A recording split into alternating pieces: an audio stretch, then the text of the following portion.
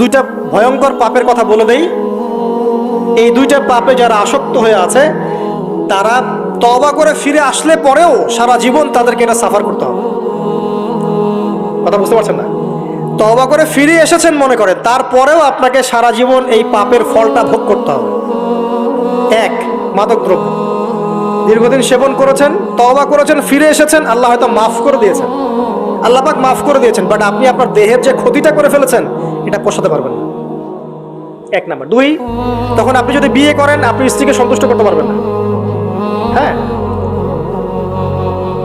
দুই নাম্বার হচ্ছে এই যে গোপনে যুবকরা যে পাপটা করে, মাস্টারবেশন, যেটাকে আমরা বলি হস্তমৈথুন, এই পাপ যেসব যুবকরা করছে বা করে, এবং অ্যাভেলেবেল এই পাপটা সবাই করে, কারণ এখন পর্নের যুগ, পর্ন দেখলে তো আর কোনো উপায় নাই, তখন তো এই পথেই যেতে হচ্ছে, নিজের উপরে নিজেকে জুলুম করতে হচ্ছে।